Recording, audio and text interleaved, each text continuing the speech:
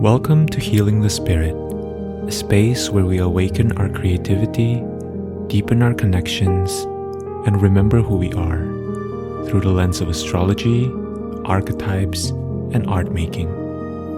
I'm your host, Jonathan Coe.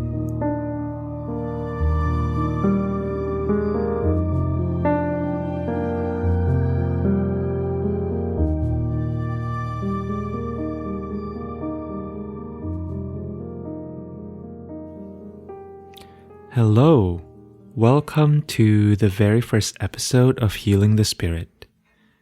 I'm your host and my name is Jonathan Coe. In my life, I wear a lot of different hats, which I will get into a little bit later down the road. But for this first episode / introduction, I would really like to share from the heart the two things that I feel most palpably in my living experiences as the animating force in my life. If I can attach myself to any identities, it would be that I feel myself as an artist and as a mystic. And here's what that means for me. The first one is, as an artist, I really believe in the creative force, which I define as the ways that I receive inspiration and express myself in my words, in music, and in visual representations. To me, creativity is about agency. Creativity, as our culture understands it, is often boxed into the idea of making art, and we have very strict and limited definition of what art even is. But to me, creativity is first and foremost about remembering. Remembering that we have access to write or edit or rewrite a narrative that we hold. Remembering that we have access to zooming in and zooming out. Remembering that we can diminish and we can enlarge, and often at will.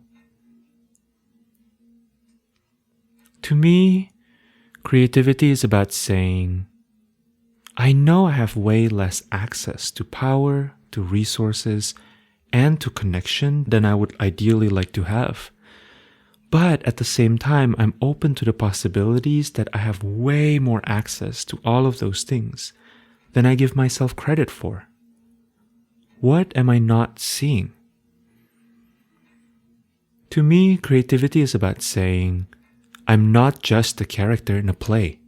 I can step out of the script, take a look at the bigger picture, and insert a storyline, a chorus, or even a brushstroke.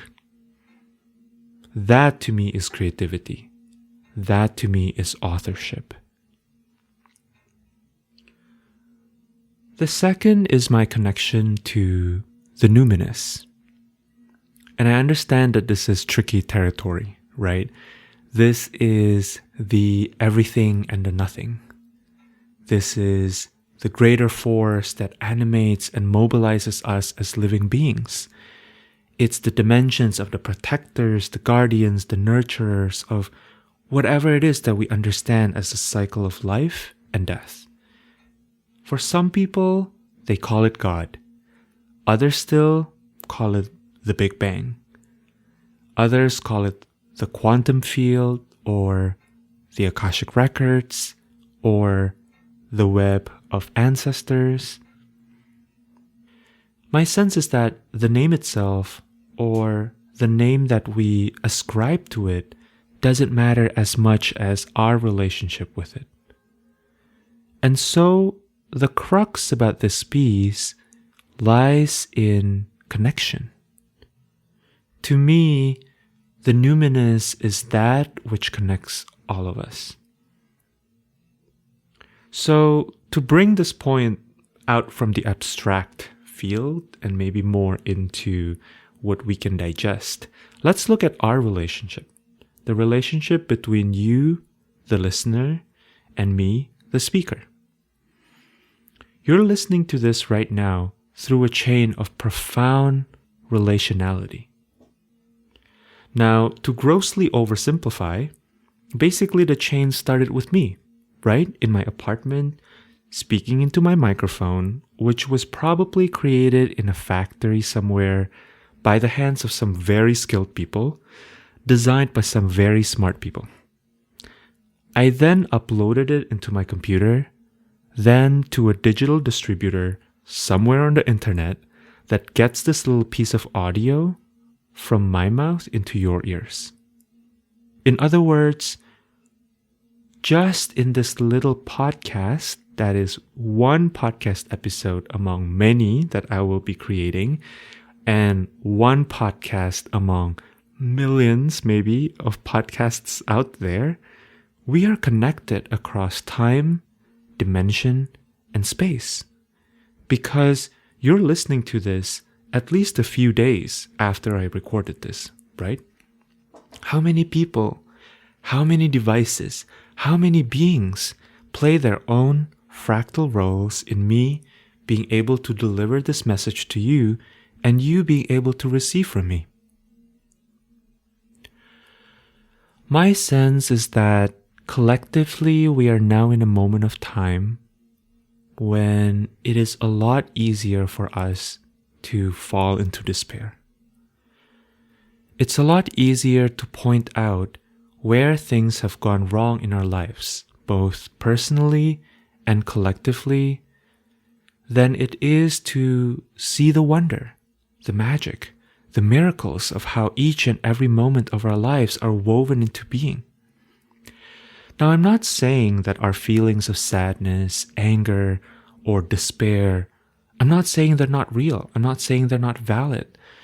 What I am saying, though, is that we also need to take the time to really practice acknowledging the wonders that are inherent within the ways that we can connect in this day and age.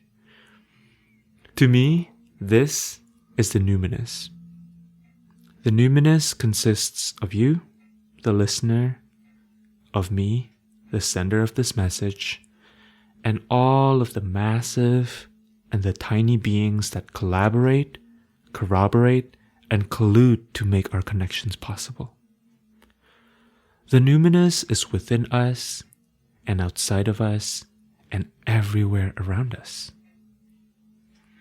At this point, you may be wondering, what does this all have to do with healing? To me, healing is creative work. And healing is also relational work. I was just having a conversation the other day with someone that is close to me about this very idea. About how in a more individualistic culture or society, we tend to glorify the personal freedom, the personal agency, and we tend to forget how we are all connected. And growing up, for me personally, in a collectivistic culture and society, I tend to get roped into the other extreme, which is that we are all connected, that everything I do impacts other people so greatly, and the loss of the sense that I have my own unique purpose. And so to me, having a sense of the numinous is really about remembering both, remembering the creative agency that we have and also our profound, unmistakable, undebatable relationship with each other. So, let's talk about the idea behind the title of this podcast. To be very honest with you, I think we as a collective, myself included, have a very complex relationship with the idea of healing. For some people, even the word healing can feel annoying, triggering, or even alienating, like there's something inherently wrong with us that we have to fix. When this phrase, healing the spirit, came to me, I had a very visceral reaction to it. It was a resistance. It was an immediate, ugh. A part of me is really worried that it's way too out there, that it can be a tough sell, and that it's even too polarizing. So I get it. I'm not saying that you need to like the concept of healing to be listening to this podcast. Although you probably do if you saw the name of this podcast and the name of this episode and you somehow pressed play anyhow.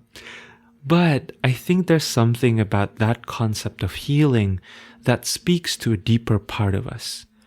A part of us that's a little bit more receptive, a little bit less fussy over the details, and that's willing to entertain different possibilities and maybe even set aside our skepticism in exchange for ease and for knowing.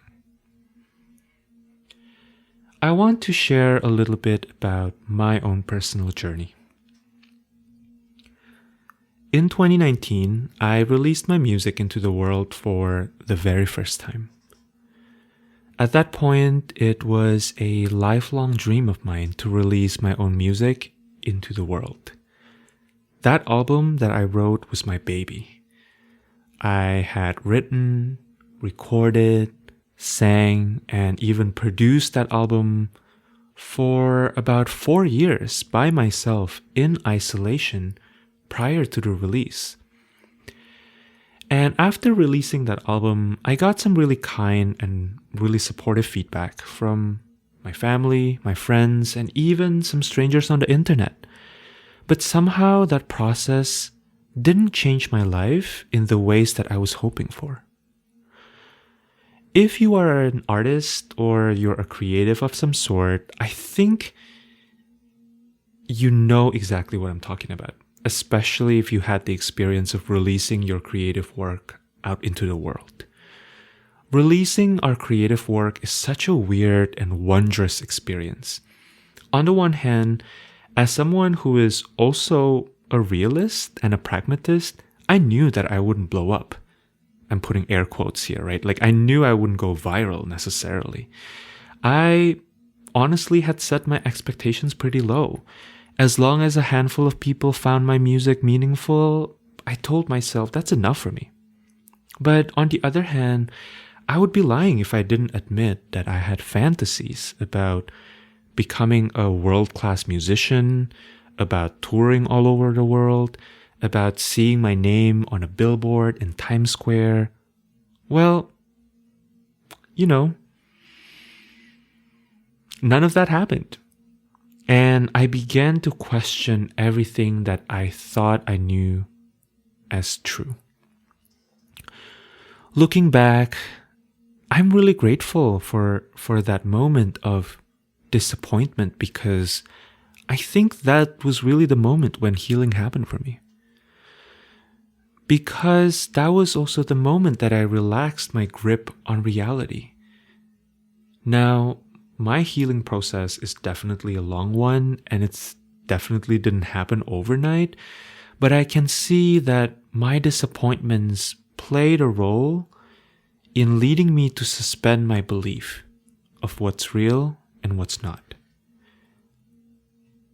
I had to question what are my own dreams and hopes, and what are actually projections of success and happiness that I received from those around me, that somehow I ended up internalizing as my own. My healing journey is admittedly pretty incredible and really magical, and I would say I'm nowhere near done the end of that journey. Throughout this podcast, should you choose to follow this journey with me, you're surely going to hear bits and pieces, the highlights, shall we say, from me. However, I would say that the most incredible thing that I've found is that each person's journeys are so different from one another. Which makes sense, right? Especially because we all come from different experiences, different ancestral lineages, different conditionings, and even different underlying beliefs. There's just no one-size-fits-all healing tool that absolutely works for everyone. That being said, there are also ways in which many people's journeys are connected.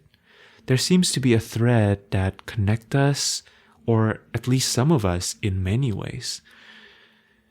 And I'm really excited to explore all of this through the lens of the people that I've met in my own healing journey.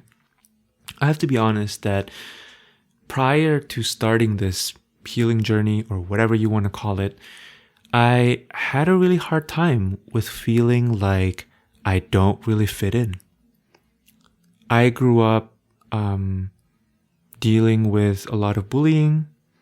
I never really had a sense that I had a community of people that I can really trust and that I can really kind of depend on in times of difficulty. I always felt like I had to do it all alone. But the one thing that my healing journey has taught me is that couldn't be further from the truth. Most of the people that you'll be meeting across the different conversations I'll be having on this podcast, they're going to be either my teachers or my friends, my classmates or my colleagues, one way or another.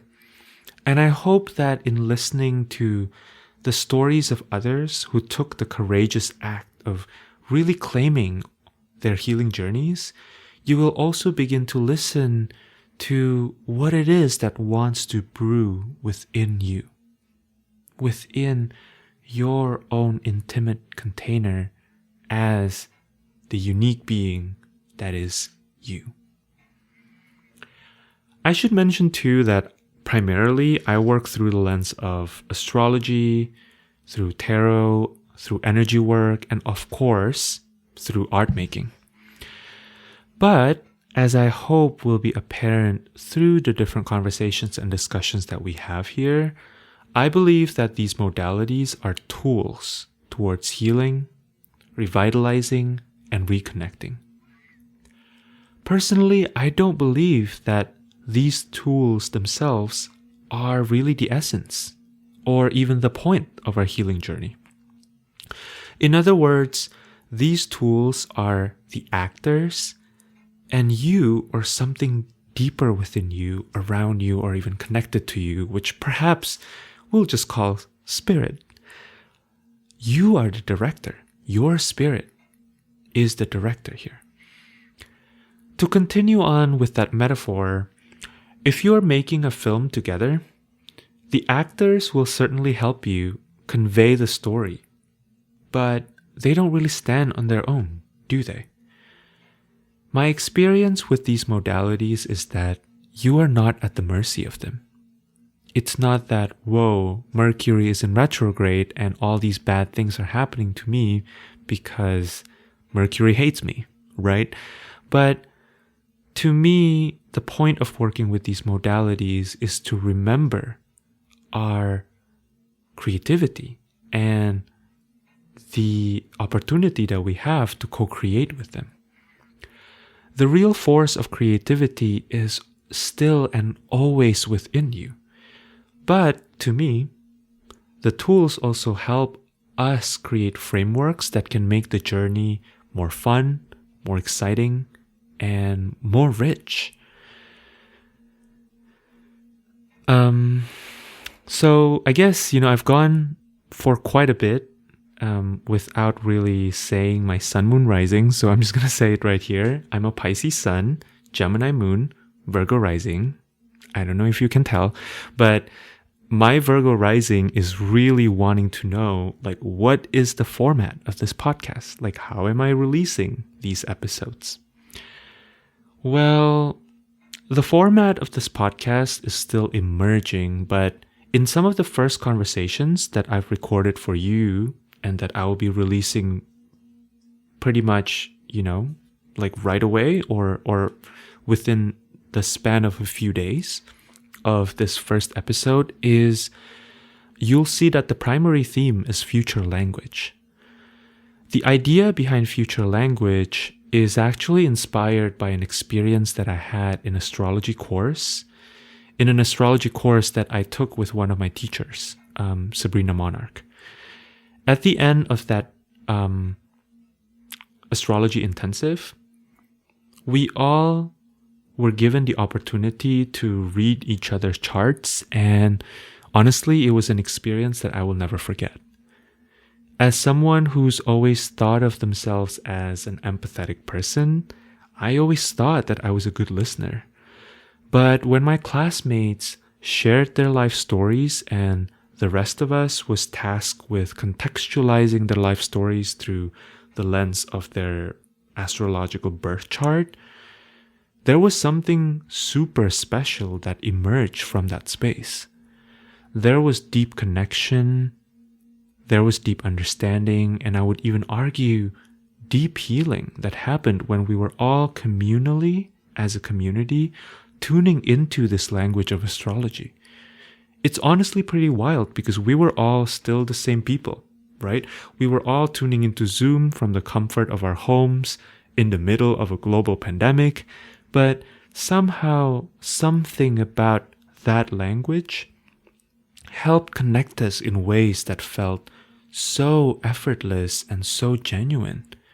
So it made me wonder, right? Perhaps in studying these ancient traditions, these mystical languages and systems, perhaps what is wanting to emerge is a future language of some sort.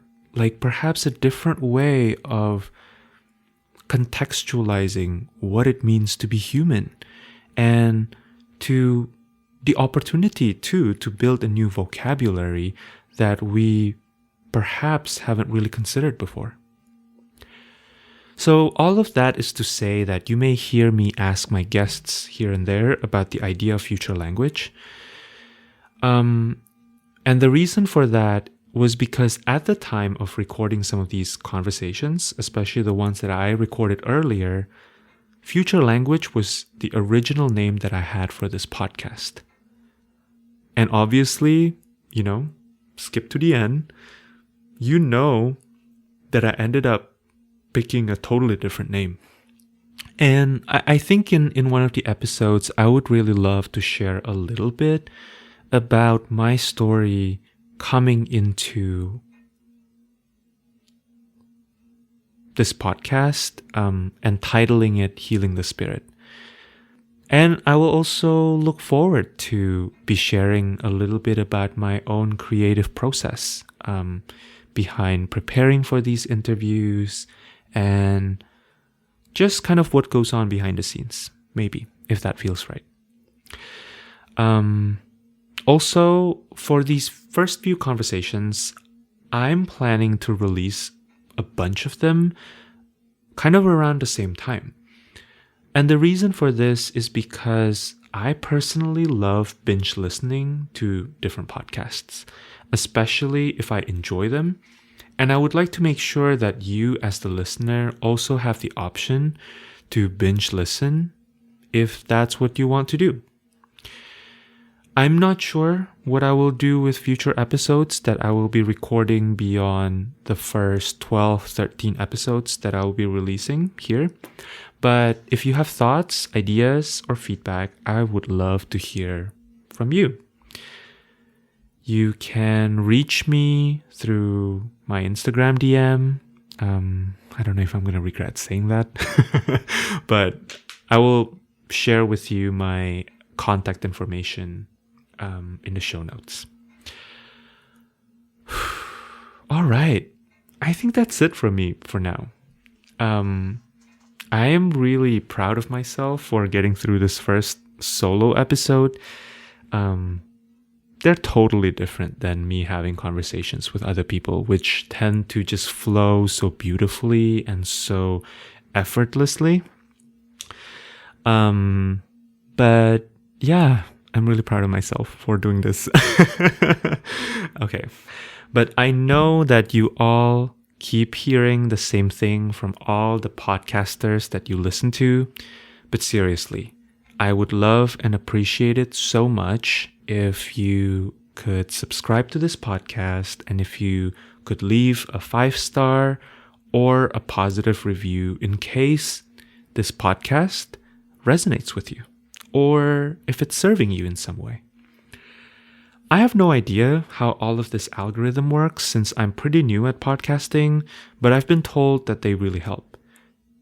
Like, they really, really, really help. And while this podcast is totally free for you to access, it takes quite a few hours and efforts for me and for my guests to get it out there. So again, I would really appreciate it if you could show this podcast some love, if you do love it. And if you don't, then please don't hate listen and just listen to another podcast that you love. Don't be here. Okay, so before I get spicy, I will leave it at that. And until next time, take care of yourselves, and I'm sending you lots and lots and lots of love. Thanks for listening.